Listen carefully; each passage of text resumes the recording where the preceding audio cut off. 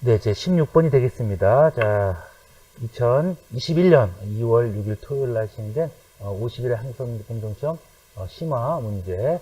자, 16번이 되겠습니다. 자, 이분이 누구냐라는 거 알아둬야 되는데, 이분이 이제 주장한 게 도노점수라는 거죠. 도노점수. 도노점수 정해쌍수. 그렇죠. 도노점수 정해쌍수 등이 있습니다. 도노는 한 번에 깨닫는 거죠. 그리고 점점 또 수행해야 되고요. 정은 이제 깨닫는 거고, 해는 지혜를 얻는 건데, 이게 이제 선종으로 참선을 통해서 깨닫는 거고, 이제 요거는 이제 불경을 열심히 밀면서 깨닫는 거죠. 그렇죠? 지혜를 얻는 거죠. 그래서 쌍으로 수행이 된다 이런 거예요. 자, 수조. 이게 뭐냐면요, 수선사라는 절에서 승려들을 일깨워가지고 승려 본연의 자리에서 돌아가자는 겁니다. 산으로 가자는 거죠. 그래서 이제 창시한 게 바로 조계종입니다. 조계종이 바로 누구냐면 진울 스님인데, 진울 스님은 뭘로 불렸냐면 보조국사로 불렸다. 국사, 나라의 스승이라는 거죠. 보조국사로 불렸다는 거야. 보조국사. 요거 알면 이제 진울 스님이라는 걸 깨달을 수 있습니다. 그래서 이제 이분이 이제 원효 다음으로 추앙받는 분인데 승려들을 일깨웠다. 그래서 지금의 우리나라 최대 종파 조계종을 창시하신 분이 되겠습니다. 그래서 이분은 결사운동을 했다는 거예요. 수선사 결사운동, 또 정의 결사운동 등을 통해서 이제 선종을 중심으로 한 교종 통합운동을 펼치게 됩니다. 참선하기 위해서는 산으로 가는 거죠. 그래서 명예와 이익을 쫓지 말자는 거죠. 그래서 이분을 전체 높게 평가하고 산으로 가 있었기 때문에 조선시대에 그렇죠, 불교 탄압하는데 많은 피해는 받지 않았다. 그렇기 때문에 이제 조계종이 우리나라 최대 종파가 될 수 있었던 겁니다. 이렇게 불교계획이 앞장섰다는 거죠. 그 제자분은 심장의 도화를 강조하는 육을 지도주장한 이제 누굴까요? 해심스입니다. 해심스님. 그렇죠? 화왕계 이런 거는 이제 공황에 바쳤다는 원효의 아들 설총이 되겠고요. 천태종 하면은 이제 의천 스님이 되겠고요. 그 다음에 상국유사 하면은 이제 진울 스님이 되겠습니다. 아니, 우리 일연 스님. 자, 일연 스님이 되겠다. 그렇죠. 일연 스님이 이제 인각사, 인각국사 이런 식으로 이제 불리는 분이 되고요. 보조국사 하면은 진울이 다르죠. 진각국사 하면은 이제 여기 해심이고 그런 식으로 해서 이제 하나씩 더 알아두시는 것도 좋겠습니다. 자, 그 다음에 이승휴 하면은 이제 세 사람을 알아야 돼요. 세 사람. 세 사람이 누굴까요? 바로 안일이입니다. 안일이. 안은 안향입니다. 안향은 최초로 성리학을 들어오신 분이야. 그 다음에 이제 일은 바로 일연승입니다. 일연승은 뭐예요? 삼국유사. 그렇죠. 삼국유사를 저술한 분이죠. 자, 단군에 대한 기록을 이제 신화 형식으로 남기셨죠. 그 다음에 이제 여기 이승유입니다. 이승유는 제왕옹기라는 걸 남기셨는데, 그 제왕옹기는 바로 우리나라와 중국의 역사를 비교하는 거예요.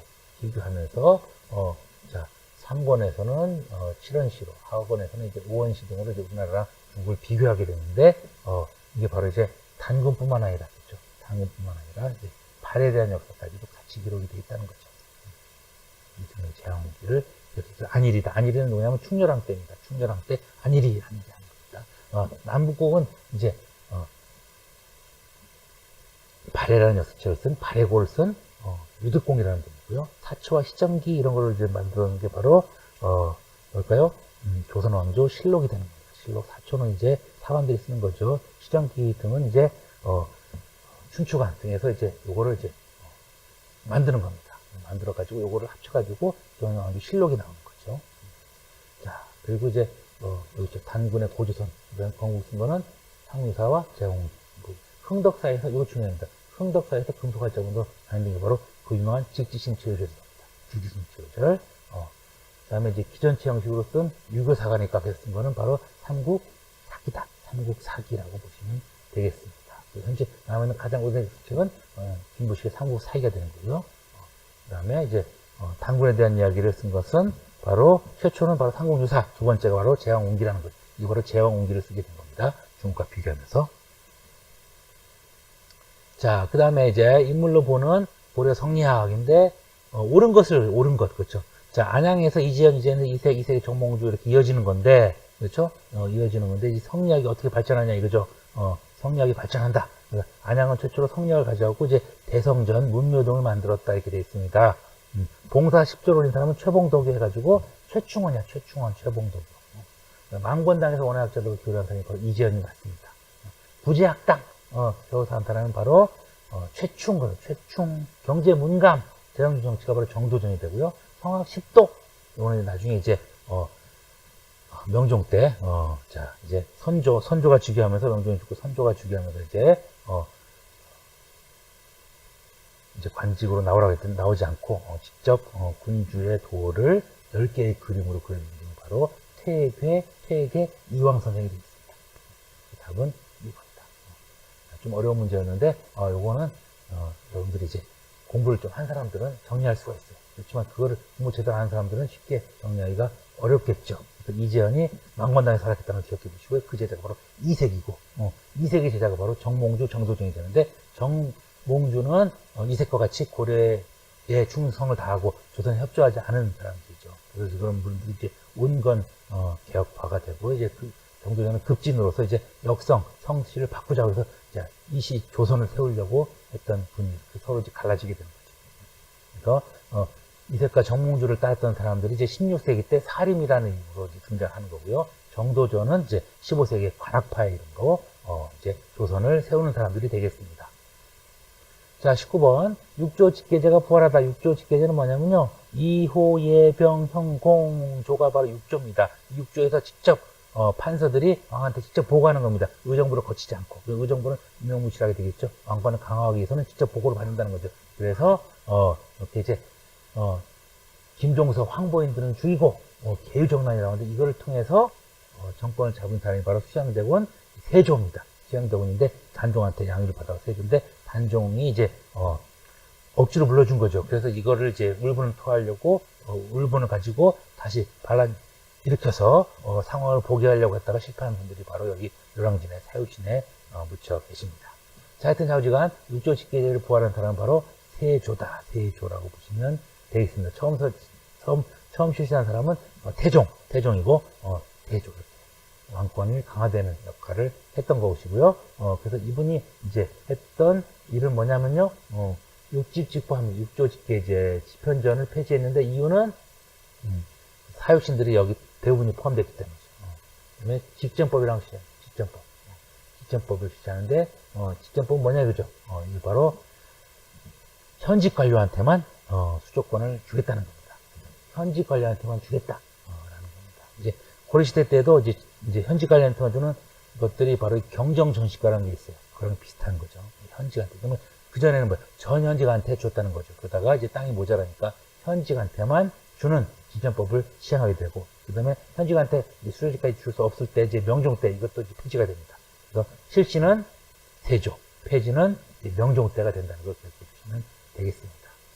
계미자, 갑인자 하면은 세종대왕이고요. 계미자는 태종 때입니다. 태종이죠.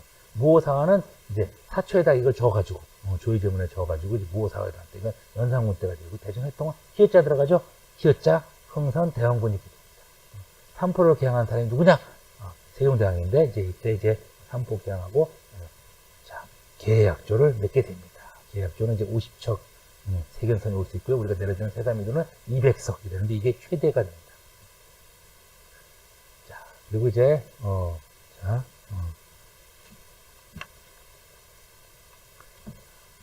20번 보겠습니다. 20번.